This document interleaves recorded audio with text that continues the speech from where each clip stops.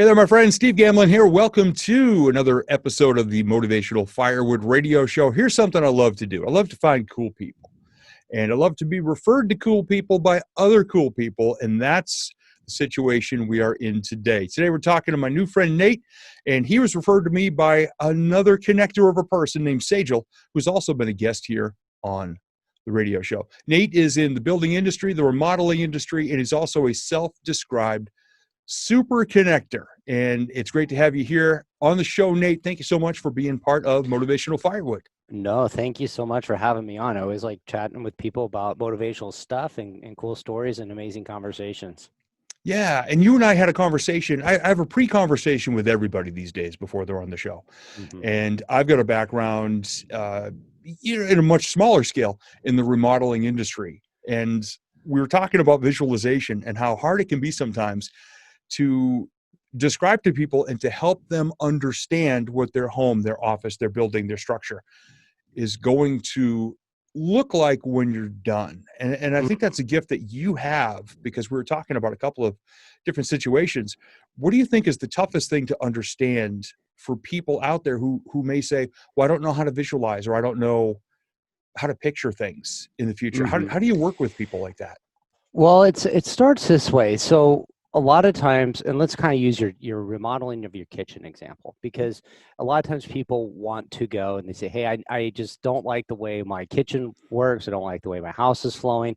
And there's something that needs to be done, but I'm not sure. Let's just say the average person has very limited knowledge of construction experience. They've maybe watched some remodel shows. So they kind of get some stuff, but they really don't know how they do it, how they want to do it. And they might say stuff like, well, I want a countertop that looks like this, or I want this type of faucet, or I want this type of stuff, and they're calling out things, items, outcomes, not outcomes, but just physical objects, And so you go, okay, well, think about this. If you're really truly going to be happy with your remodel, is it going to be because you're going to have this really cool faucet or this really cool paint color?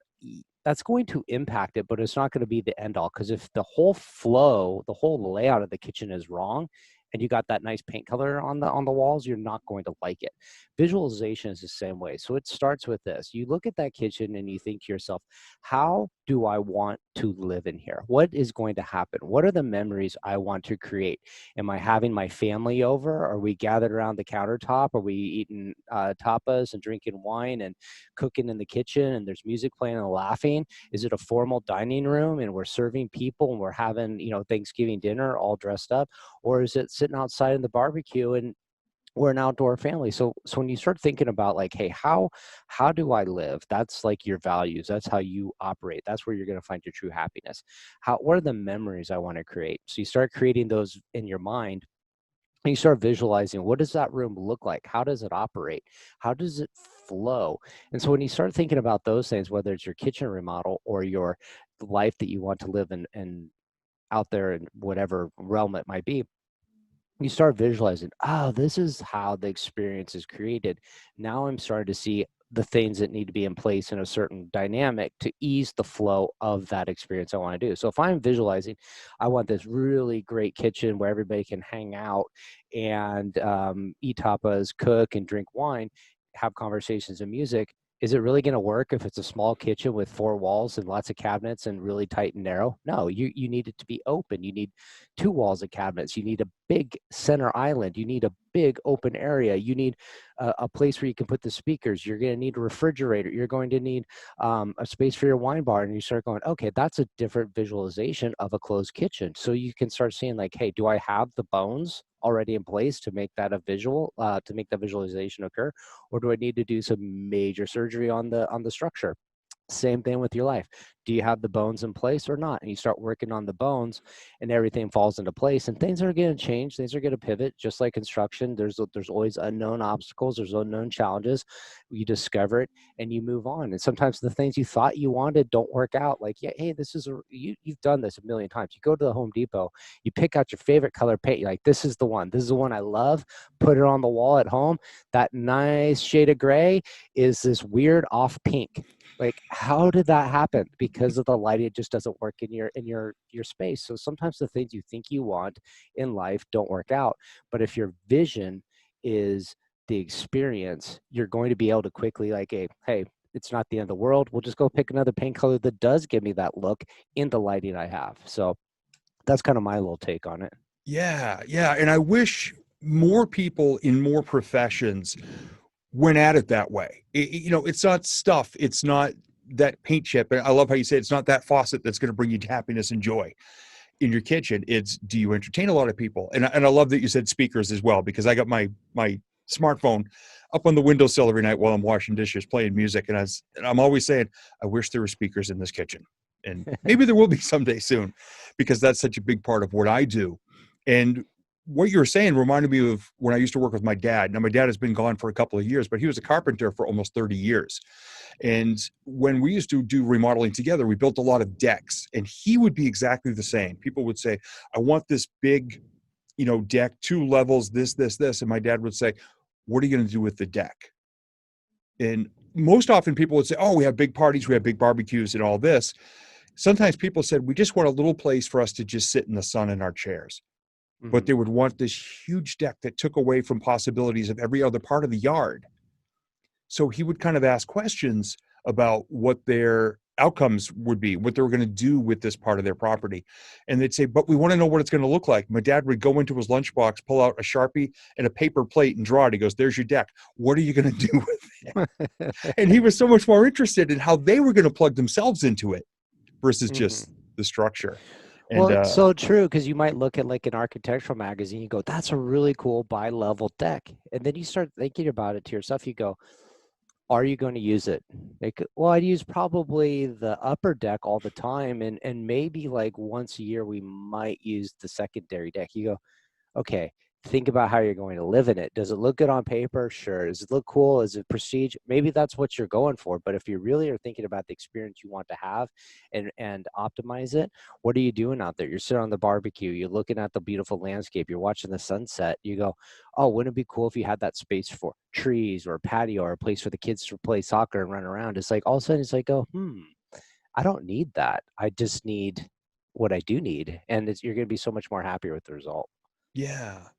Yeah. And what do you think, as part of your background, led you to be this way with it versus, I mean, some people are just very mechanical. They say, I want this, they build this. What part of you or what part of your background led you to kind of seeing it this way and helping other people to see it before you basically build something with them, for them, working with your other contractors, et cetera? And what's the importance of surrounding yourself with contractors who also kind of work this way to deliver the best thing possible for people to plug into? I don't know if I could pinpoint when it ever happened, but when I was in junior high, I was really good at drafting. Like I could, like if somebody like you this was back in the day where you do it by hand and you had to T-square and you had to triangle, and I just loved doing that. And I was like really good and really quick at like just taking an object and being like, okay, I know how to recreate that on a piece of paper. Like I was very good at taking an object and rearranging it, and I don't know, proportions and stuff like that. But I never paid any much mind. But then I was like, hey, I'm good at drafting. I'm gonna go into architecture school. First class in architecture school, they talk about the artistry of it and the open space and this and this. And I was like, I don't have it in me to be an artist. This isn't me. So like I abandoned it and I went into construction management, but I was still always able to really quickly visualize how parts and pieces assembled together. Like I could watch something, like if somebody showed me how to do something once, I knew how to put it together. Like maybe not me physically, like I'm like one of those people that can kind of put stuff together, but I usually get it about just close enough that it's very frustrating. It's not perfect, but I could explain to people like, hey, this is how we put it together. And a long time ago, I was having, I used to have a landscape business. And I was doing this project for this lady, and I was spotting plants, just kind of looking like, hey, this kind of feels like it would go here, this would go here. And she's like, she was a student, she was a teacher in elementary school. And she's like, oh, it's so cool to like watch you do this, because you have this very spatial learning style. And I love like looking at people in my classes and figuring out how they like to learn, whether it's visually or audio or they like to read and follow directions or like. And I was like, oh, that kind of um, uh, what it was. But I think I've just taken some of those skills that I've been born with or easily came to me, and I've applied them to other areas of my life. When I started thinking about how I wanted to experience life, it didn't come overnight exactly and say, this is how you visualize. I learned about the law of attraction. First time I ever heard about it was the movie The Secret. And I was like, Hmm. holy crap, let's make a vision board. And what do you put on the vision board? You put the things you think you want. You want this nice car, you want this nice house, you want this like family. And probably I don't know, over like 10 years, the stuff that I put on my board that were exact objects, like I wanted this specific car, or I wanted this specific house, or I wanted this specific, those things tended to not come to visualization. I'm going to tell you why in a minute. But the things that did were things that were more representative of what I wanted. Like at the time, I wasn't married and I didn't have kids. So I'd put like, hey, I want to have a family with kids. And I would put that like it represented this idea of it. And but you know, I didn't say like, well, how could I, you know, write down this exact person I want to meet? My kid's going to look like this, because we don't know. So those things tended to happen, and they happened in the way that they were supposed to, because I was visualizing the experience. But the things that I were wanting, like physically, like I remember I put on a Lexus IS 350, and when it came time to go buy a new car, I was just like, I could have gotten an IS 350, but I was like, this thing costs like, you know, $20,000 more than this other really, really good car, an Acura, and it gets this, it meets the same stuff, and it just, to me, the value of that extra thing for the car just wasn't there. And so I thought to myself, it's it's not because I didn't want to, it's just because I wasn't in alignment with the object and what it meant to me with the experience. Now, if think about how I was going to use the car. For me, I was probably going to just commute, drive to the grocery store, do like car, just normal everyday things. And if I had this car, it was just strictly to be look cool driving around in this car that I thought I was really wanted. Now, if I was like, hey, I love driving fast, I love the way cars handle, and I'm just a total like geeked out car dude, that would have been a different story. It would have been an experience that I was looking for attached to the vehicle of choice. And so, because I didn't have that experience attached to the car, I didn't really care that much whether I got it or not. So, a lot of those, how would you say it? Like the object wasn't tied to an experience. Those things were either discarded as important to pursue, or they were consciously decided like, hey, let's, I don't even care. Like I could do that if I wanted, but I don't want it. And the things that I was experienced oriented, the objects eventually got attached to it and they became true. Yeah, it's almost like you're tapping into the feeling of it. It's not like looking at something flashy. You're just, you can close your eyes and say, well, okay, I want a commute. I want to get somewhere safely. If it had the same safety specs, you can still go fast in an Acura. I know some people who Yeah. have Acuras, but yeah, it's not just the thing. And there's, you and I actually started the same exact way. The Secret, right around for me, was 2003, Mm-hmm. when my then brand new life coach suggested I watch it. And 2/3 of the way through this guy named John Assaraf, who talks about vision boards. Now, for Yeah. 3 minutes out of a 90-minute DVD, I was just fascinated and captivated. And I made not one, but two vision boards right away. And they were both absolute crap because it was just stuff. There was no emotion at all. I still have them because I wanted to use them as a teaching tool. But basically, all I did was, write a letter, Dear Santa Claus. And it was just stuff because it was all what all the gurus said we should want. I was coming from nothing at the time. So I wanted a fancy watch. I wanted, a car. I wanted all this stuff. The only thing that I actually did do was build a recording studio because I was launching my speaking career at the time. And it wasn't that, it didn't even look anything like the one in the picture, but it was everything I wanted to do and create. Mm-hmm. And that was the one that unlocked it and made me realize it's not stuff, it's the emotion, the connection, the experiential part of it. And I love that you wanted to start a family. Mm-hmm. I had a couple one time came to a vision board event together, and they sat a few feet apart because she didn't want him to see what was on the board. Well, she put on the board, without telling him, she wanted to have a child, start a Mm-hmm. family that year. And 3 months later, I got an email from her, "We're expecting." And it was just, and then she showed it to him and said, Mm-hmm. you know, it's Steve's fault that we're having a child now. But yeah, just plugging into experiences like that. And then when other people, I love how you explain how that teacher was watching you. You know, it's not what you do, it's how you do it that attracts people to me. Mm-hmm. You know, we're having this conversation right now because of that. Because someone else said, "Hey, I know how Steve is. Yeah. I know how Nate is. They got to talk."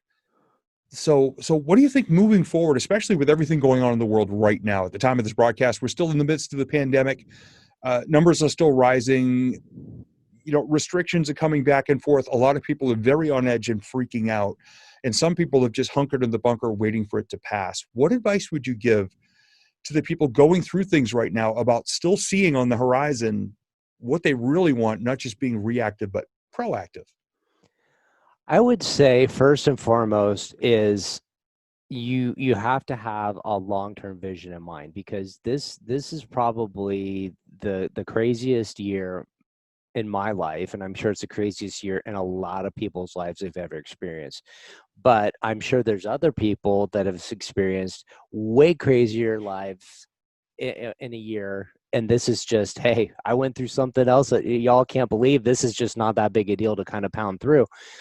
So if you kind of go through that mindset of like, hey, it's something that's occurring, but it's not the end of the world yet. And even if it was, would that stop you? If they told you like, hey, this is going to destroy the world in like 6 months, you'd probably start doing the things you wanted to do, really damn quick.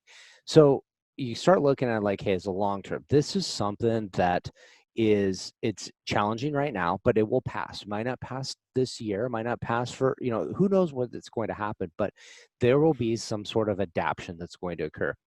And I'm going to talk about it in a very specific things. Prior to COVID, no, I'm not going to say nobody, but the mass adoption of Zoom calls and GoToMeetings and being able to connect with people across the world was very, very low. I think probably people in the podcasting world, maybe some tech people were kind of used to that. But in my industry, nobody got on a Zoom call. It was always an in-person meeting. And if you did get on a Zoom call, nobody videoed in. They just called in, and it was really kind of like for screen sharing. If somebody called me on FaceTime and I wasn't expecting it, it was a decline. Like, it just wasn't like, and then all of a sudden everybody's like highly adapted and using it, and you go, if this is going to be why, like they talk about tipping points of mass adoption of technology, and this is kind of like one of those things. And so you start looking at yourself and you say, hey, my business or my life has been impacted because it was dealt on walk-in traffic or human-to-human interaction. How can I apply those same principles to another method? And that's really what you have to look at is, no matter what, life's going to throw you obstacles, and you have an action. You're either acting or reacting or taking no action. And no action is also an action. You're taking an action in a different direction. So you have to kind of start looking at like, what could I do that's going to bring me closer to this vision? And it might be, you might be sitting there thinking like, hey, I want to create a life that gives me more time with my family and more time to travel and more time to do this, this, and this. And you say, well, right now you can't travel, right? Of course, but it's not going to be that way forever. And maybe, just maybe, that job you had or that business you had really wasn't the right vehicle to get you to that dream. And now you have an opportunity to learn another way of doing it and take another path in life. Maybe it's immediate. Maybe it's just kind of like starting something that builds up and does something. I mean, me personally, I got 2.5 hours of my day back because I didn't have to commute an hour there, an hour and a half home. Like, that is huge. What is that times 5 days a week? That's almost 15 hours a week. Like, what could you do with 15 extra hours a week to pursue some other endeavor that's really important to you, that's going to bring you the life you want? So there's a lot of hardship to go here. You could hunker down and wait for the storm to pass. But there's a lot of people out there that are probably competing with you for that same lifestyle, and they're making moves to take you down to take themselves closer to it. So when voila, it all goes back to normal, it ain't gonna be the way it was before. And if you were expecting it and then you go, hope it's not going back the way it was, like I gotta learn all these other things that other people spent the last 6 months, a year learning, you're gonna be playing a lot of catch up. So I'm just saying, think about your vision. Is what you're doing currently taking you closer or further away from it? because either way, you're moving either going forward, going backwards, or staying the same. There's no other way where to go. So if you're not moving towards that vision, then you're moving away from it. And so just start putting yourself into positions to be aware of opportunities that are going to take you closer to what you're really after. Yeah. And of course, one of your skills being a super connector right now is the most important time ever to be connected with people who are making things happen, people who inspire you, people who can maybe teach you something or do something in conjunction with you that is maybe not part of your skill set. Or why sit there and relearn this whole new thing when you can just partner up with somebody and you can I both just advance together? I was just having this amazing thought right now. Think about all the times that you go, "Hey, I wish I could do something, but," and the but is, "Oh, I want to self-improve myself, but my family doesn't support me." Not maybe your immediate family, but like your friends and family are just kind of like negative Nancy's about it, and they always talk you out of, like, "Why are you chasing that?" You can't even see them right now. So now is the chance you have complete control to connect with people who are going to say, "Oh my God, that is an amazing goal and dream and vision. Like, you should chase that. And let me help you push you in the right direction, introduce you to other people that are pushing you in that path too." So like all those naysayers, like you have, like, you don't have to have that, like, "Oh, I'm going to this party and all these people that are going to blow up my dreams and hopes are going to be there. And how do I avoid them?" Like, there's never been a better time right now to not have to deal with the people you don't want in your life. Yeah, exactly. And as we wrap up, Nate, because I do want to respect your time, how can people reach out to you and maybe have a conversation or listen to your show as well? So please give the address for your show, Uh, because you're out there doing the same thing I'm doing. You're just trying to share this goodness with as many people as possible. So please let people know how they can get a hold of you. For sure. Appreciate it. So, natepeo.com is my website. From there, you can find the podcast. You can find my social media links. You can see some other things I'm up to. I'm really here to connect and help as many people as I possibly can. So the DMs are always open. Feel free to reach in, say hi, what's up. Let me know you heard me with on Steve's show. And we'll just talk, see where it goes, and hopefully develops into a fruitful relationship for the both of us. Awesome. I appreciate your time, Nate. And thank you so much for being a part of the Motivational Firewood radio show. Awesome. Thank you so much.